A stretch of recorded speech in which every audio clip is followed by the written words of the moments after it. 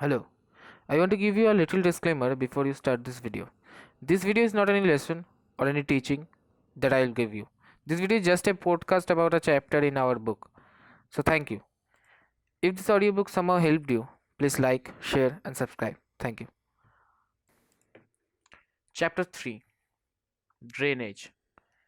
The term drainage describes the river system of an area. The area drained by a single river system is called a drainage basin. A closer observation on a map will indicate that any elevated area, such as a mountain or an upland, separates two drainage basins.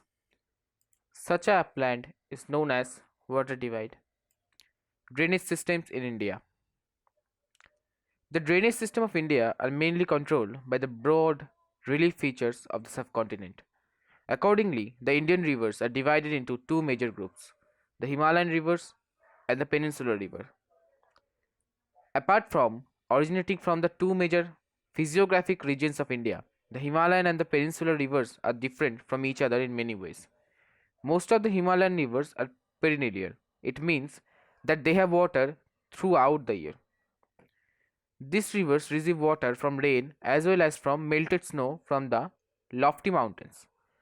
The two major Himalayan rivers, the Indus and the Brahmaputra, originate from the north of the mountain ranges. They have cut through the mountains, making fjords.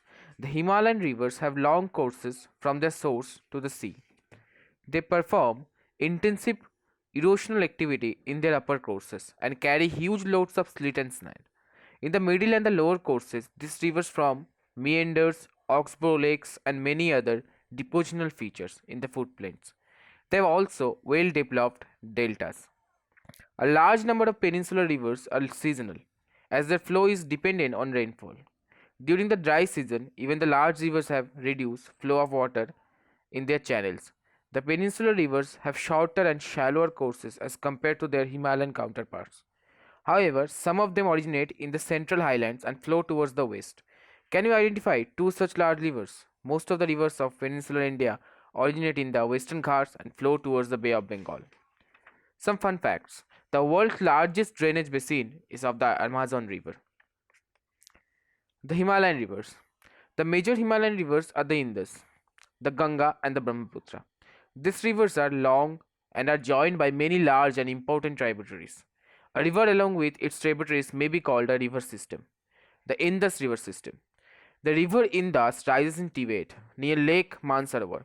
Following west, it enters India in the Ladakh district of Jammu and Kashmir. It forms a picturesque gorge in the part. Several tributaries like Jaskar, Nubra, Shok, and the Hunza join in the Kashmir region. The Indus flows through Balistan and Gilgit and emerges from the mountain at Atok. The Satluj, the Beas, the Ravi, the Chenab, and the Jhelum join together to enter the Indus near Mithankot in Pakistan. Beyond this, the Indus flows southwards, eventually reaching the Arabian Sea, east of Karachi. The Indus plain has a very gentle slope, with a total length of 2,900 kilometers. The Indus is one of the longest rivers of the world. A little over a third of the Indus basin is located in India, in the state of Jammu and Kashmir, Himachal Pradesh and Punjab, and the rest in Pakistan. Do you know, according to the regulation of the Indus Water Treaty 1960, India can use only 20% of the total water carried by Indus river system. This water is used for irrigation in Punjab, Haryana, and southern and the western parts of Rajasthan. The Ganga river system. The headwaters of the Ganga, called the Bhagirathi, is fed by the Gangotri glacier and joined by the Alaknanda at Dev Prayag in Uttarakhand. At Haridwar, the Ganga emerged from the mountains onto the plains. The Ganga is joined by many tributaries from the Himalayas, a few of them being major rivers such as Yamuna, the Ghagra, the Godak, and the Kosi. The river Jamuna rises from the Yamunotri glacier in the Himalayas. It flows parallel to the Ganga and as a right bank tributary meets the Ganga at Allahabad. The Ghagra, the Gandak, and the Kosi rise in the Nepal Himalaya. They are the rivers which flood parts of the northern plains every year, causing widespread damage to life and property, whereas they enrich the soil for agricultural use. The main tributaries which come from the peninsular uplands are the Chambal, the Betwa, and the Sun. These rise from semi-arid areas, have shorter courses, and do not carry much water in them. Find out where and how they ultimately join the Ganga. Do you know the Namami Gange program is an integrated conservation mission approved as a flagship program by the Union government in June 2014 to accomplish the twin objectives of efficient abatement of pollution, conservation, and rejuvenation of national river. Ganga, you may explore about this project at nmcg.nic.in/namamiganga.sspx#. Enlarged with the water from its rights and left bank tributaries, the Ganga flows eastwards till Farakka, West Bengal. This is the northernmost part of Ganga Delta. The river bifurcates here. The Bhagirathi Hooghly, a distributary, flows southwards toward the deltaic plains of the Bay of Bengal. The main stream flows southwards into Bangladesh and is joined by the Brahmaputra. Farther downstream, it is also known as Meghna, the mighty river, with waters from the Ganga and the Brahmaputra, flows into the Bay of Bengal. The delta formed by these rivers is known as Sundarban Delta. Do you know the Sundarban Delta derived its name from Sundari tree, which grows well in marshland. It is the world's largest and fastest growing delta. It is also the home of Royal Bengal tiger. The length of the Ganga is over 2500 km. Look at the figure 3.4. Can you identify the type of drainage pattern formed by the Ganga river system? Ambala is located on the water divide between the Indus and the Ganga river system. The plains from Ambala to the Sundarban stretch over nearly 1800 km, but the fall in its slope is hardly 300 meters. In other words, there is a fall of just 1 meter of every 6 km. Therefore, the river develops large meanders. The Brahmaputra river system. The Brahmaputra rises in Tibet east of Mansarovar lake, very close to the sources of the Indus and the Satluj. It is slightly longer than the Indus, and most of its course lies outside India. It flows eastwards parallel to the Himalayas. On reaching the Namcha Barwa, which is a height of 7,757 meters, it takes a U-turn and enters India in Arunachal Pradesh through a gorge. Here it is called the Dihang and it is joined by the Dibang, the Lohit and many other tributaries from the Brahmaputra in Assam. Do you know Brahmaputra is also known as the Sangpo in Tibet and Jamuna in Bangladesh. In Tibet, the river carries a smaller volume of water and less slit as it is cold and dry area. In India, it passes through a region of high rainfall. Here, the river carries a large volume of water and considerable amount of silt. The Brahmaputra has a braided channel in its entire length in Assam and forms many riverine islands. Do you remember the name of world's largest riverine island formed by Brahmaputra? Every year during the rainy season, the river overflows its banks, causing widespread devastation due to flood in Assam and Bangladesh. Unlike other North Indian rivers, the Brahmaputra is marked by huge deposits of slate on its bed, causing the river bed to rise. The river also shifts its channel frequently. The peninsular rivers. The main water divide in peninsular India is formed by the Western Ghats, which runs from north to south close to the western coast. Most of the major rivers of the peninsula, such as Mahanadi, Godavari, Krishna, and the Kaveri, flow eastwards and drain into Bay of Bengal. These rivers make deltas at their mouths. These are numerous small streams following west to the Western Ghats. The Narmada and the Tapi are the only long rivers which flow west and make estuaries. The drainage basin of the peninsular rivers are comparatively smaller in size. The Narmada Basin. The Narmada rises in the Amarkantak Hills in Madhya Pradesh. It flows towards the west in a rift valley from due to faulting. On its way to sea, the Narmada creates many picturesque locations. The Marble Rocks near Jabalpur, where the Narmada flows through a deep gorge, and the Dhodhar Falls, where the river plunges over steep rocks, are some notable ones. Do you know the Narmada River Conservation Mission has been undertaken by the government of Madhya Pradesh by a scheme named Namami Devi Narmade? All tributaries of the Narmada are very short and most of them join the main stream at right angles. The Narmada Basin covers parts of Madhya Pradesh and Gujarat.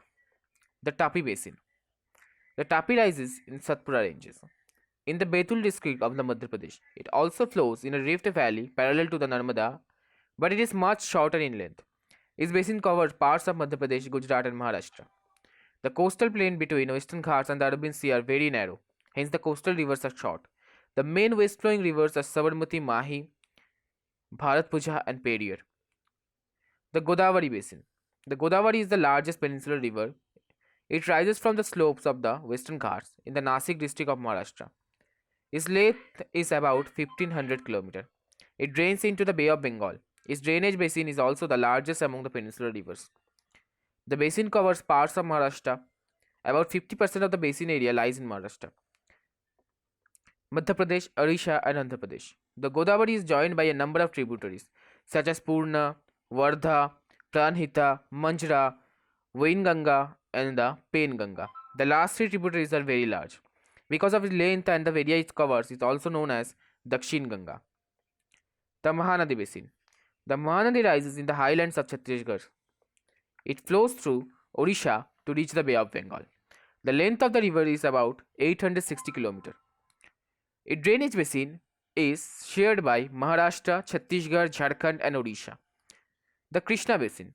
Rising from a spring near Mahabaleshwar, the Krishna flows out about 1400 km and reaches the Bay of Bengal. The Tungabhadra, the Koyana, the Ghatprava, and the Musi and the Bhima are some of its tributaries. Its drainage basin is shared by Maharashtra, Karnataka, and Andhra Pradesh. The Kaveri Basin. The Kaveri rises in the Brahmagiri range of the Western Ghats and it reaches the Bay of Bengal in south of Kuddalore in Tamil Nadu. The total length of the rivers is about 760 km. Its main tributaries are Amravati, Bhavani, Hemavati, and Kabini. Its basin drains parts of Karnataka, Kerala, and Tamil Nadu. Do you know the river Kaveri makes the second biggest waterfall in India, known as Jog Falls? The hydroelectric power generated from the falls is supplied to Mysuru, Bengaluru, and Kolar Goldfield. Beside these major rivers, there are some smaller rivers flowing toward the east. The Damodar, the Brahmini, the Baitarini, and the Shubharnarekha are some notable examples. Locate them in your atlas. Now we'll learn about lakes. You may be familiar with the Valley of Kashmir and the famous Dal Lake. The houseboats and the shikaras, which attract thousands of tourists every year. Similarly, you may have visited some other tourist spot near a lake and enjoyed boating, swimming, and other water games. Imagine that if Srinagar, Nainital, and other tourist places did not have a lake, would they have been as attractive as they are today? Have you ever tried to know the importance of lakes in the making a place attractive to tourists? Apart from attraction for tourists, lakes are also useful for human beings in many ways. Lakes of large extent are called seas, like the Caspian, the Dead, and the Aral seas. India has many lakes. They differ from each other in size and other characteristics. Most lakes are permanent. Some contain water only during the rainy season. Like the lakes in the basins of inland drainage system of semi-arid regions. There are some lakes which are the result of the action of glaciers and the ice sheets, while others have been formed by wind, river, action, and human activities. A meandering river across a floodplain from cutoffs that later develops into oxbow lakes. Spits and bars from lagoons in the coastal areas, like the Chilka Lake, the Pulicat Lake, the Kolelu Lake. Lakes in the region of inland drainage are sometimes seasonal. For example, the Sambal Lake of Rajasthan, which is a saltwater lake. Its water is used for producing salt. Most of the freshwater lakes are in the Himalayan region. They are of glacier origin. In other words, they formed when glaciers dug out of basin, which was later filled with snow melt. The Ular Lake in Jammu and Kashmir, in contrast, is the result of tectonic activity. It is the largest freshwater lake in India. The Dal Lake, Bhimtal, Nainital, Loktal, and Barapani are some other important freshwater lakes. Apart from natural lakes, the damming of the rivers from the generation of hydel power has also led to the formation of lakes, such as Guru Govind Sagar, that's also called Bhakranangal project. Lakes are of great value to human beings. A lake helps to regulate the flows of river during heavy rains. It prevents flooding and during the dry season. It helps to maintain an even flow of water. Lakes can also be used for developing hydel power. They moderate the climate of the surrounding, maintain the aquatic ecosystem, enhance natural beauty, and help develop tourism and provide recreation. Role of rivers in economy. Rivers have been of fundamental importance throughout the human history. Water from rivers is a basic natural resource, essential for various human activities. Therefore, river banks have attracted settlers from ancient times. These settlements have now become big cities. Make a list of cities in your state which are located on the bank of river. Using rivers for irrigation, navigation, hydropower generation is of special significance, particularly to a country like India, where agriculture is the major source of livelihood. and the majority of the population. River pollution. The growing domestic, municipal, industrial, and agricultural demand for water from rivers naturally affect the quality of water. As a result, more and more water is being drained out of the rivers, reducing their volume. On the other hand, a heavy load of untreated sewage and industrial effluents are impeted into the rivers. This affects not only the quality of the water but also the self cleansing capacity of the river. For example, given the adequate stream flow, the Ganga water is able to dilute and assimilate pollution loads within 20 km of large cities. But the increasing urbanization and industrialization do not allow it to happen. The pollution level of many rivers has been rising. Concern over rising pollution in our rivers led to launching of various action plans to clean the rivers. Have you heard about such action plans? How does your health get affected by polluted river water? Think about life of human beings without fresh water. Arrange a debate on this topic in his class. National River Conservation Plan (NRCP). The river cleaning program in the country was initiating when launching of the Ganga Action Plan in 1985. The Ganga Action Plan was expanded to cover the rivers under the National River Conservation Plan in the year 1995. The objective of the NRCP is to improve the water quality of the rivers, which are major water sources in the country, throughout the implementation of pollution abatement work.